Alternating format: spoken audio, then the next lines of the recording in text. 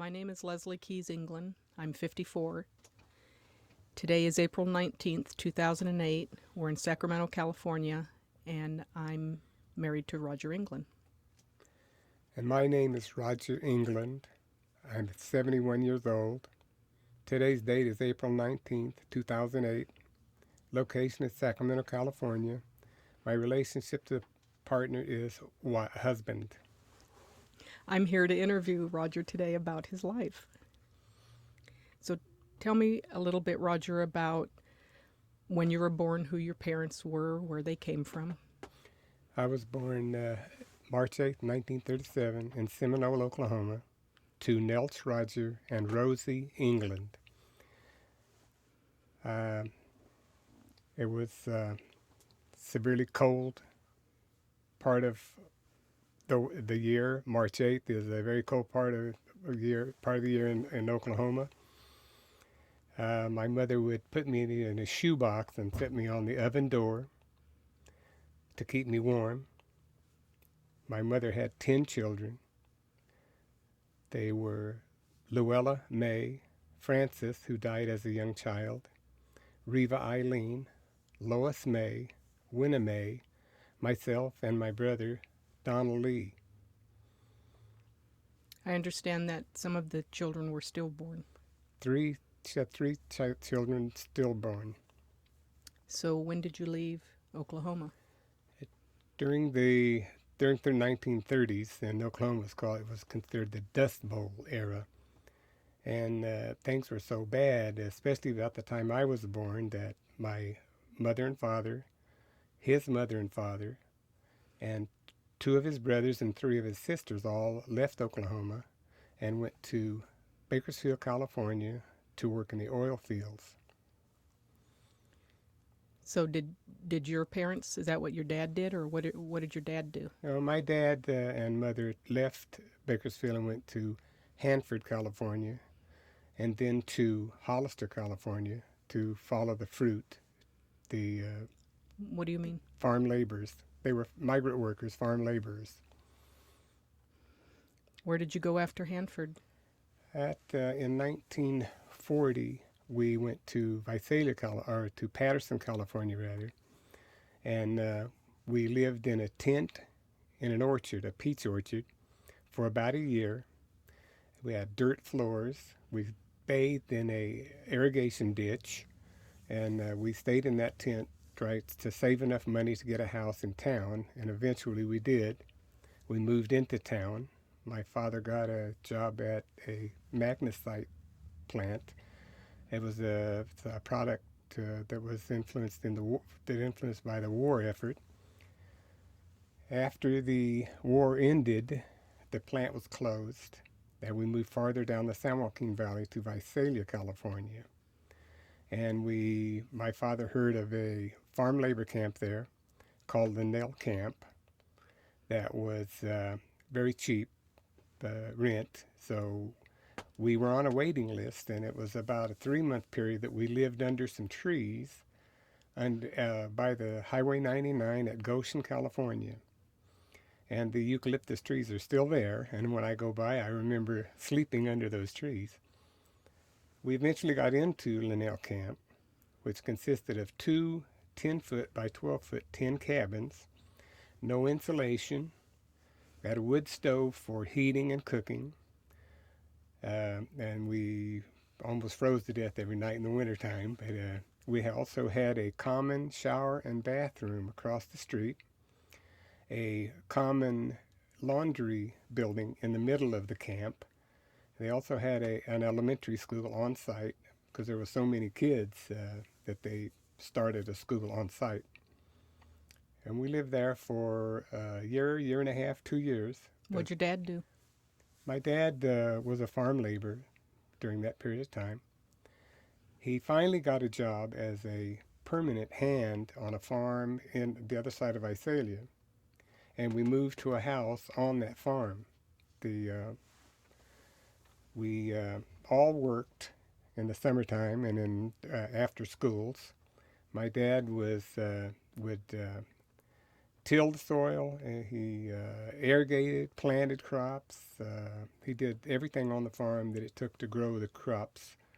And he also drove a cotton picker, a mechanical cotton picker, at the end of his career there. I went to school there in a two-room school. We had the first through the fifth grade in one room, and the sixth, seventh, and eighth in another room. The school's still there. It's turned into a church, but then from there, my father got a job at McClellan Air Force Base in Sacramento, California. How old were you then? I was 15 years old, and we moved to Gardenland, California, which is just north of Sacramento. I went to school there at Grant Union High School. Did you guys live in a house then? We got a house in Gardenland that my father helped put in a bathroom. He put in a tub and toilet and a shower, and it's the first time I remember ever having a inside bathroom. And we were thought of by all the other kids in the neighborhood as stuck up and and ritzy because we had indoor plumbing. Do you have any childhood stories that stand out in your memory? Yes, one. That's my. It was coincidental. In school, I learned that when a person is drowning, you can take a pole and stick it out to the person in the water, and they can grab hold, and you can pull them in. And then that following week, my brother slipped into an irrigation ditch, concrete sides, and he couldn't get back out, and he couldn't swim.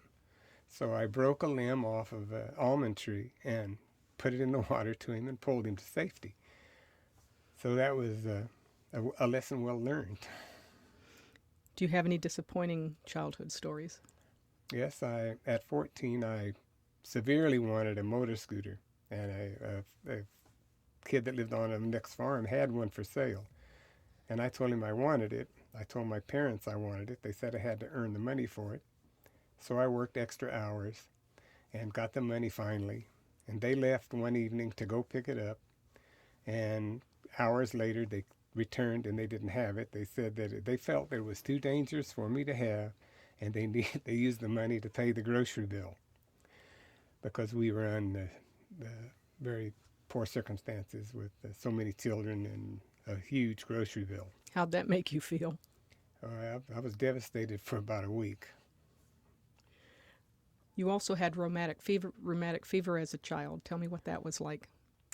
The effect it had on me was that I wasn't allowed to do physical exercise or athletics. If I ran in the schoolyard, even as a young child, the teachers would tell me to stop running, or they'd put me back in the classroom. And I always was really scared that if I ran too far, I'd drop dead because I didn't really understand that much about rheumatic fever at that time. So then you were in Sacramento and you were going to school, and where'd life take you next? Well, at 18, I joined the Navy. I had quit school to work to help support my family at 16. And then finally at 18 years old, I joined the Navy. And it was still to help my parents. I pulled out an allotment check to my mother, and part of my wages every month, my service wages went to my mother. And I went through the Navy. I got married at 19. I had 3 children by 23, Kevin Michael England, Roger Vernon, and Vicki Marie England. Tell me more about your family. Well, I raised my family in Rio Linda, California. We were very active in Little League, in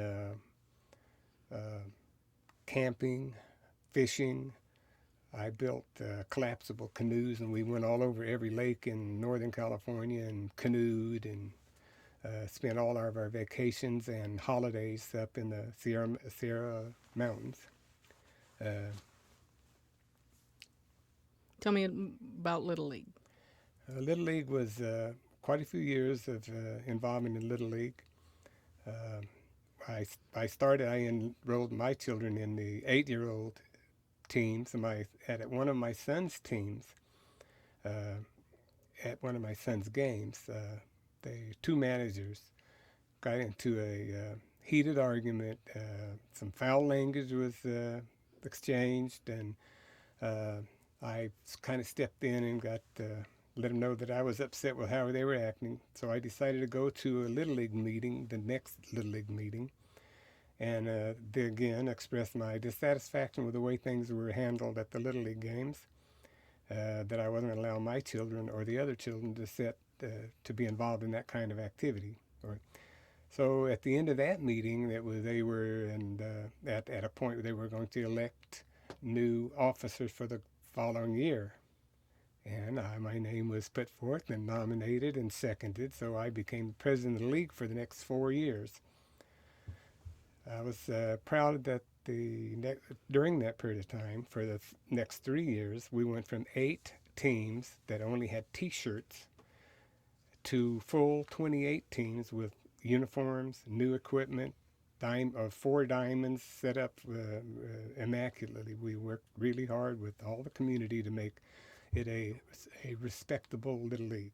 And we had rules and regulations against 2 managers arguing and fighting in the dugouts. Where did you go after Rio Linda? I was working as a carpenter for String Brothers Homes in Sacramento, and I built a house in Carmichael, and I moved myself and my children there while they were teenagers. So tell me more about how you got into your career. Well, in 1974, after I got out of the Navy, I went into a state apprenticeship program, carpentry apprenticeship program, through the union, through the Carpenters Union. I went 4 years to a state carpentry apprenticeship program, and also I had received a GED in the Navy before I went into carpentry. So I completed that and became a journeyman carpenter in 1958.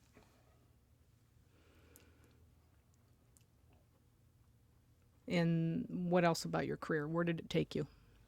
Well, in 1974, I became a general contractor. And I first did mostly single-family residential housing developments. I also, at that time, did some custom homes around Sacramento and Roseville. I did some light commercial properties around Sacramento. And in the early 80s, in 1983, I went to work for A.G. Spanos, one of the largest apartment developers in the state of California, or in the United States, actually. And I did projects for him in Oklahoma, Colorado, Missouri, Kansas, and Nevada.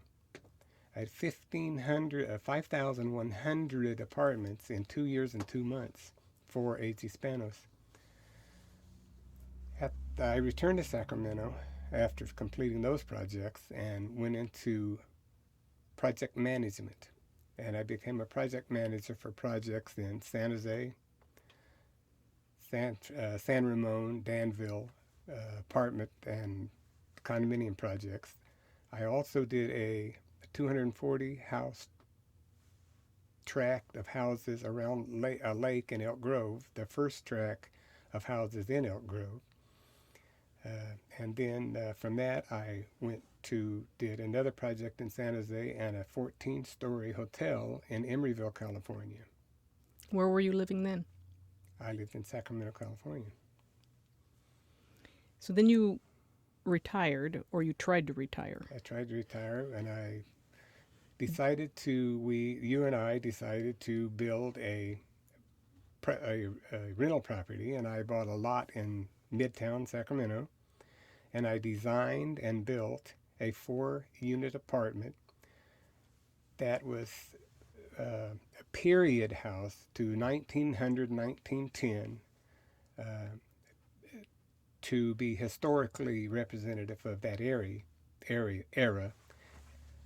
I won a Sacramento Old City Association Award for the best new construction design, but for 1996, and it's still a beautiful property at this point.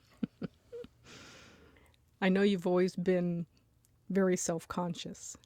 Um, Tell me about how you overcame that, or in spite of it. Tell me how you went into dancing. Tell me how your background about how you got into that. Well, it started with singing. I used to sing as a child. In the 40s, I used to sing for my sisters. I would impersonate Vaughn Monroe and Frank Sinatra and Rudy Valley, and uh, and I had a good voice. I felt like I had a good voice, and I got good feedback. They all felt that I was talented. But later on in high school, I sang all every chance I got. Some of the in the 50s it was all rock and roll, and it was fun to do. Uh, but I never followed through on it because I was too self-conscious, and really never had the nerve to go any farther with it. But in the early 80s, the dancing was really popular, and I wanted to be able to go and dance without being embarrassed, so I got involved in ballroom dancing, taking lessons. And early in 1983, I got you involved in dancing, ballroom dancing, and I decided to do exhibitions as a student. There was other the students who would dance with their teachers, and the teachers would make them look better and feel like they, helped them more than. But I decided to dance with you, and we would do whatever we earned, we would earn. We danced in quite a few, every contest we entered, especially in the San Francisco Grand Ballroom competitions. We finished first and second every year, first or second every year. Anything else stand out? How about childhood heroes? Oh, childhood heroes were the old Western cowboys from the movies, Hopalong Cassidy, Gene Autry, Roy Rogers. Cause they always fought for the downtrodden and the less able, and they were never failed to step up when it came time. And that helped me later in life because at about 30 years old, I was making a delivery, and along Folsom Boulevard, I saw a slow-moving vehicle off the side of the road, and two men were trying to pull a woman inside of a car, and she was bracing herself, trying to hold herself from being pulled in. So I pulled in front, cut them off. I got out of my truck with a tire iron, walked to the front of their vehicle and said, "Let her go right now." They didn't make a move to let her go, so I said, "If you don't let her go right now, I'll bust all your windows out and your headlights out." So they let her go. She took off, walking the other direction, and they swerved out past me and fled down the street. I asked her if she was okay. She said she was. I went across the street to a service station and called the police and reported the incident. And I never found out what happened to her. She wouldn't take a ride, so she walked away. But I think for sure I saved her from being harmed. There also was a case where in my house one morning I was looking out the front window, and across the street I saw a guy, knock on the door, look in the side window. He knocked on the door and looked in the side window, and I thought that was a little suspicious. So I watched as he walked down the side, and he went into the backyard. So I left the house, went across the street, and walked into the backyard.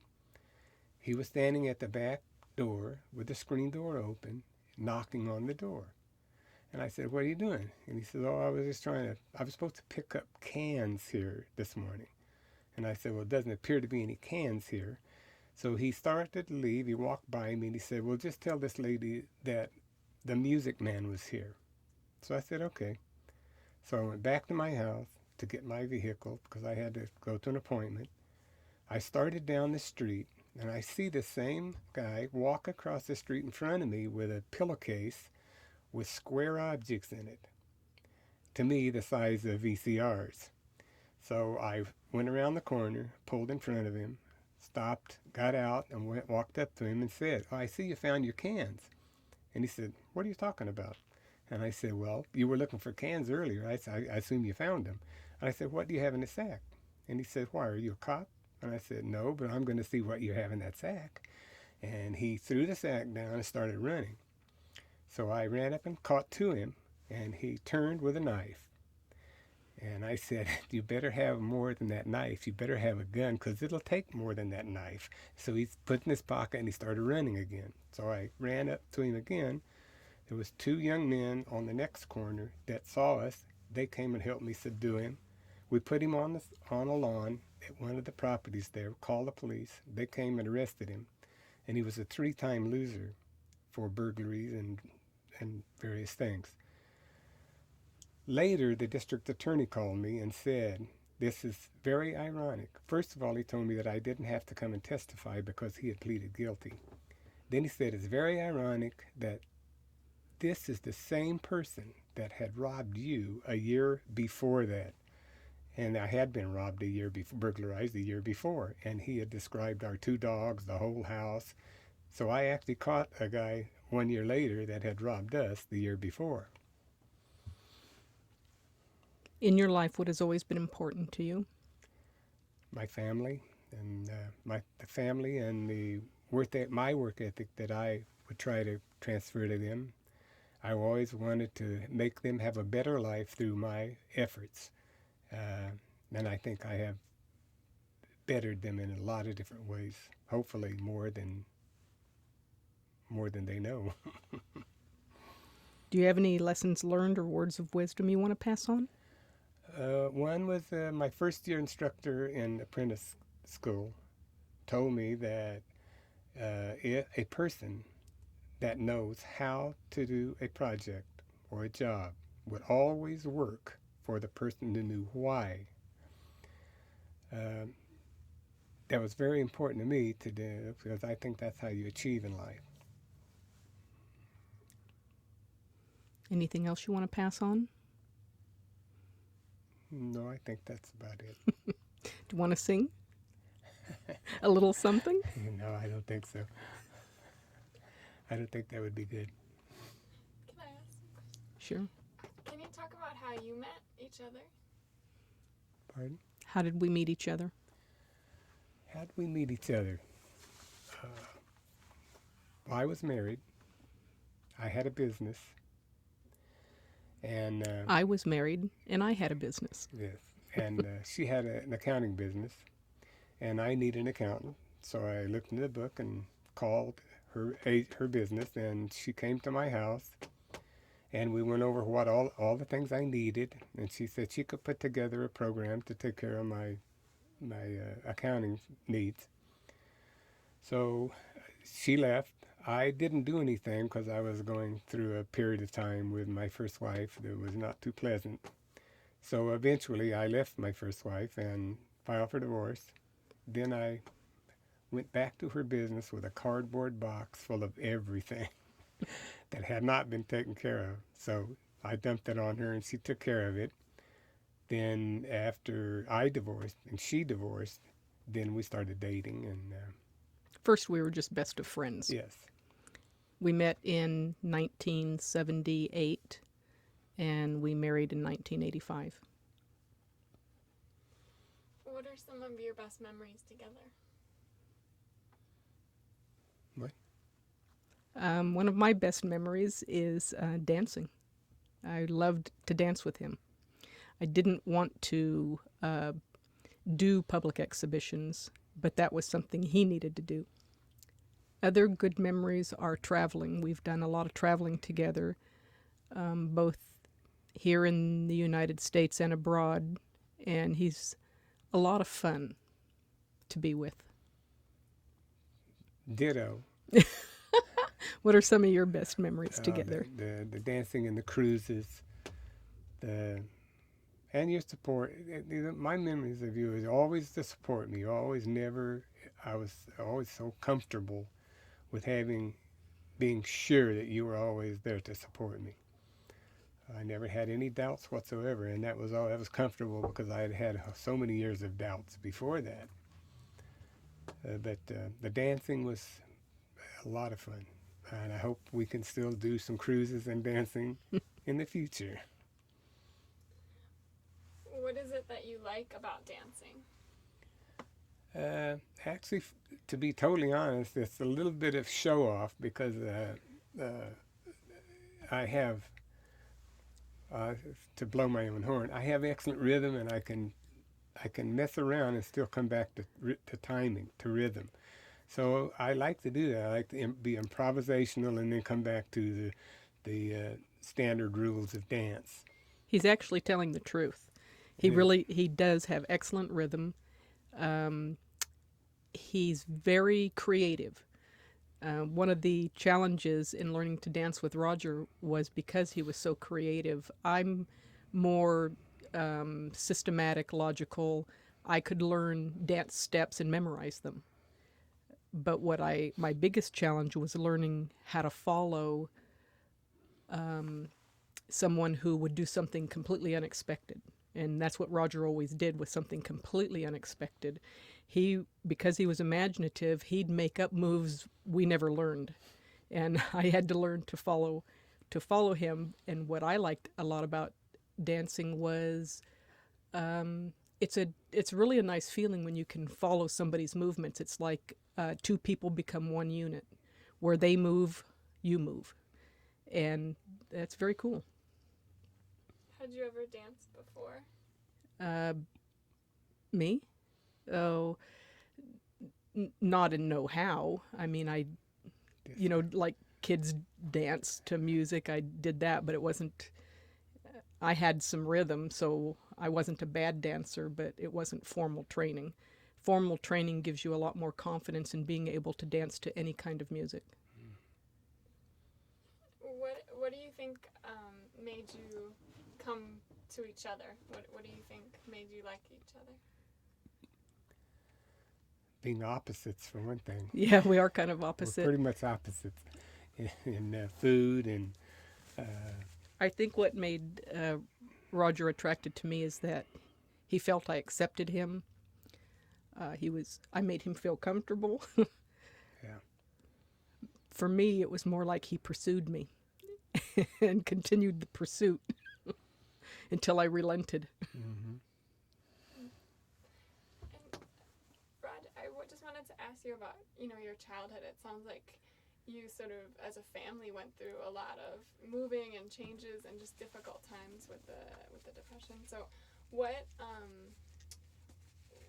how do you think that affected your later life, or especially going into your own business and sort of being successful? Well, the things that I think had the biggest effect on me throughout my whole life, and there were some negatives about being from Oklahoma in the 1930s and 40s. They're actually in some areas of California where there was a big congregation of Oklahoma refugees. There was young men that were even, well, actually, to be blunt, they were hung because they stole chickens from farmers in Hollister, California, and some of those areas.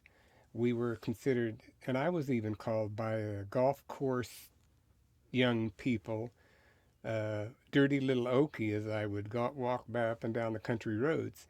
So that was a sting. It hurt because I had only been around my own circumstances. In Linnell Camp, we were all identical. Then when we moved out into Visalia, there was more of a mix, and they didn't accept us. There was a lot of prejudice, hate. But then I got where I was a tough guy, and I could say, even without doing anything, I could have them leave me alone. But it made you more determined to succeed. It makes you work harder. to do it all on your own and not take anything from anybody, not accept anything from anybody. Just do everything on your own. You earn what you get, and you get what you earn. If you don't, and what we used to say was, if you don't pick a bucket of peaches, you don't get paid for a bucket of peaches. You could stand there all day with an empty bucket if you wanted to, but you better just go fill it full of peaches. So it was those kinds of things that came from being a migrant worker in the 30s and 40s that helps me now. But I was able to face anything that came my way. What did you want to be when you grew up? I wanted to have a house, a family. Always, since I can remember being 14, 15 years old, I thought about having a family like my parents did. I wanted a house. I wanted, cars. I wanted to take care of my kids. I wanted to go do things. I wanted to, for the first part of my life, I wanted to go hunting and fishing, and then I gave up hunting right away because I killed an animal, and I decided that's definitely not my cup of tea at all, because that was devastating to me. But so it was those kinds of things, and I wanted to make a better life for my children like my parents made for me, because I'm sure my life was tremendously better than my mother and father's. Do you have any memories of your children that you'd want to share with them or talk about? With my children? Mm-hmm. How many? You have more than just children now, right? Oh, I have 7 grandchildren, and I have 3 great-grandchildren. And I love all of them. We're all very close. I just want to be able to help whenever I can and help them through life with everything they need. Do you think you, being a father and now a grandfather, did it change you? Well, being a father changed me. It made me concentrate very hard on making a better life for him, which was to go to work every day. And I never went out. I was always a stay-at-home dad. I never drank. For the first 23 years of my raising children, I never drank at all. And I just always worked real hard to be the TV father, I guess you'd say, the perfect father. No cussing, no alcohol. I make sure that they all knew that I was did my best to be a good father. What are you both looking forward to? What are you looking forward to? Looking forward to in the future is a retirement, to complete my retirement with some travel and golf. And basically those 2 things would pretty much take care of my life if I could do that. And then for us to travel together and relax after all these years of working, 5 and 6 and 7 days a week, and maybe then to be able to relax and do some things for ourselves. What do you think you're proudest of? Pardon? What are you proudest of? I'm proud of my children. I'm glad they are the way they are now. I'm proud of Leslie. She's been she's done a fantastic job with her life, and that's actually helped me live my life better too. Well, my upbringing couldn't have been more different from Roger's. I was middle class background. My father was in the Air Force, career Air Force. We moved a lot, like Roger did, but for a completely different reason. My father was stationed overseas in England, and as a child, wherever you are, you just become easily accustomed to your surroundings. So we thought this was all great adventure. Though at an early age, living in England, we did experience what it was like to be prejudiced against also, because we were Americans, and they called us Yankees. And some people weren't very kind. So my brother and I, we were the brave ones. We when we would move, because we lived several places in England, when we would move, my brother and I would go out and, scope out the kids, and I became a great observer of behavior. I would watch how people behaved, and I learned how to fit in. And actually, that's what I've done all my life since then. Is wherever we moved, I always kind of hung back and watched how people behaved. Then I would know how to fit in with them.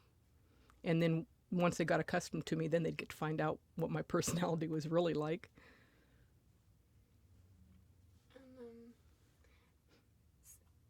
So I mean, it sort of goes back to the same. How do you think that you've changed each other? I don't really think that I've changed Leslie that much. I think she was probably the person that she is now was what she was when she was 20 years old, 18, 19 years old. Uh, she's changed me in a lot of ways. She's helped me with anger management. She's, she's pretty much slaps me down when I start getting too carried away because I was a volatile, excitable person and think I had to, make everything happen instead of letting it happen. So I think she's had a calming effect on me quite a bit. Is there anything else you wanted to share with each other? I love you. I love you too.